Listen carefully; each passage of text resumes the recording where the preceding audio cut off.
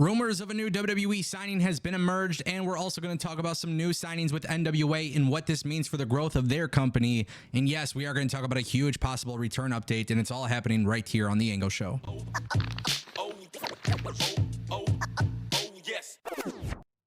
I hope you guys are all having a great week. I want to kick things off with some Brock Lesnar news. That's right, Brock Lesnar, obviously off of WWE television. This has clearly been a big subject matter for the last year at this point.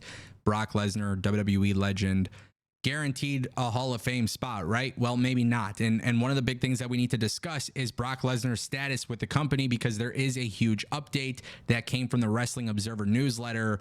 One thing that I want to read right here is that WWE looks very strong with the Netflix transition, since Johnson will be back for WrestleMania with Cody Rhodes. Roman Reigns will be back, as well as Cena. The only question mark of the stars of that era would be Brock Lesnar, and based on the legal issues and perhaps Undertaker, who likely wouldn't wrestle, but would also likely do something early in the Netflix run. It's also been said that there are no signs internally that Brock Lesnar is scheduled to be back in the WWE. Now, obviously, we got to wait and see how all of the legal stuff goes down, because that is clearly the most important thing here, right? Is Brock Lesnar in trouble with anything? We don't know. We just read some stuff. Obviously, the internet took it and ran with it. And obviously, there's a process for this, right? But of course, Brock Lesnar not being on WWE television, Brock Lesnar not being part of WWE's Netflix thing, it's a big topic. Now, in regards to WWE moving to Netflix, I do agree that the transition is great. Right now, this is the summer of 2024. Pro wrestling seems to be incredibly hot. I think WWE and AEW are putting on great shows right now. And so when you look at WWE and their star-studded roster, I don't think they really need Brock Lesnar. And quite honestly, I think WWE should be focusing on what they're doing currently. Yes, The Rock coming back, Roman coming back, those are big stories that are being told. But with WWE moving to Netflix, we really don't know what to expect. So having that star presence is clearly very important. I also want to add that right now, WWE clearly has a plan going into WrestleMania 41. And how are they going to get there? Because WWE Raw moving to Netflix, and a lot of these stars are on SmackDown, that means they would be breaking up the split for the rosters. And I think that is something that is very important that we acknowledge. For Cody, who is WWE champion, to be on Raw on Netflix, something will have to happen. So I don't know if WWE will do this by trades. I don't know if WWE is going to do something, where they just do like a super show. I don't know what the hell they're planning, but obviously Roman, Rock, and Cody, they're on SmackDown, and that's where they were. That's where they're supposed to be. But of course, with WWE moving to Netflix, who knows at this point? In regards to The Undertaker, he's a legend, so being on Netflix is easy. Brock Lesnar, obviously not being drafted, going to Raw could be easy. But all the other names are very interesting to me. I don't know how WWE is going to play on that, but it's something to pay attention to. I want to turn our attention to the NWA. I try to give them a little bit of love on this channel, not always some big news, but something has obviously been happening, and this is something worth talking about because the NWA has issued a press release. They have signed the Immortals, which is Kratos and Odinson.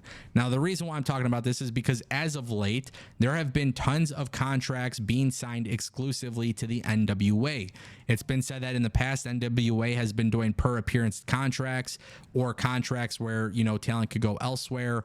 Now we're starting to see more and more of these announcements pop up where NWA is signing people exclusively. Now, I don't know if that means Billy Corgan and the NWA are making more money and they're able to afford this. I don't know if it's just a change in strategy, but I do think it is the right strategy. I think, you can have working relationships and that's cool. I think it's always a possibility that maybe NWA works with TNA or WWE or maybe even AEW. But at the same time, too, what value is where is the value in having talent show up on your TV show and they're not contracted onto your show or by your company? And when I see NWA taking this approach for exclusivity, I think that's actually a really good thing for the growth of the company. I think you got to actually establish who is part of your roster and why you are pushing them, why you are giving them TV time. So when I see NWA making a decision like this, I do tend to think very positively about it.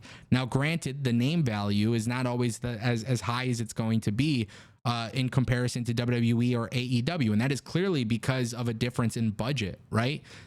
Like Will Ospreay is not going to choose NWA over AEW and WWE. Mercedes Moné wouldn't do the same thing either. We have to be realistic about that.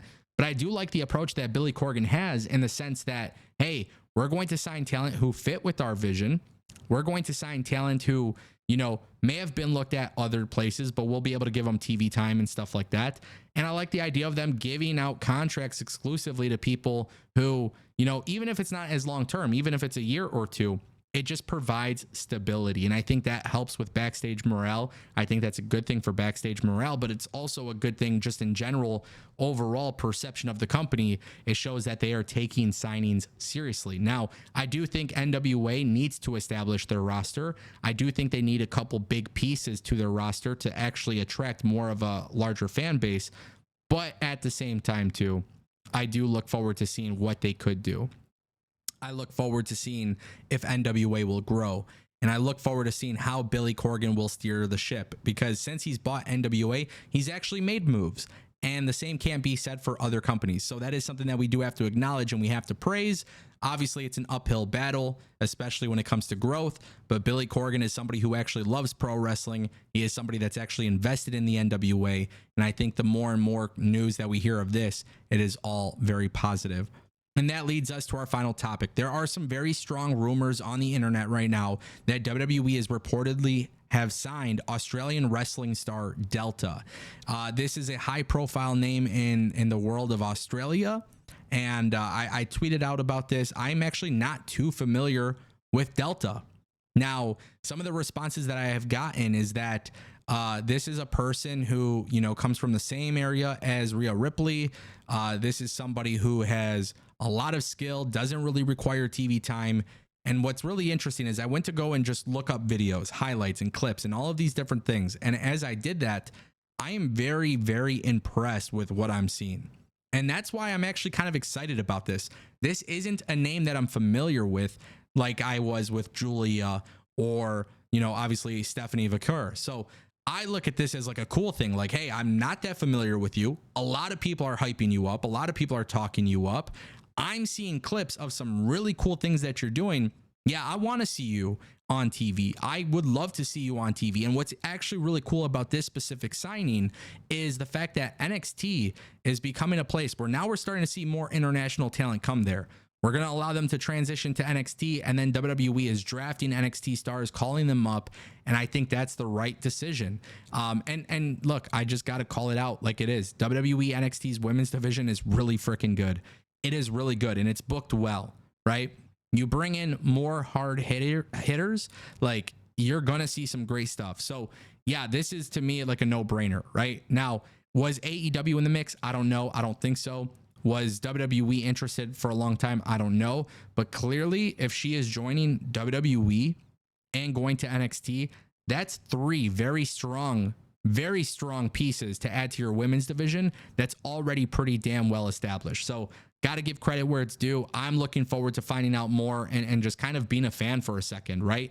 It's very easy as a wrestling content creator to see what people are doing before WWE and before AEW. But when you're not as familiar, I think it just makes it a little bit more fun because you don't really have expectations. And sometimes we build up expectations. So very, very cool stuff here, guys. Let me know what you think. Ladies and gentlemen, that is the Ango Show.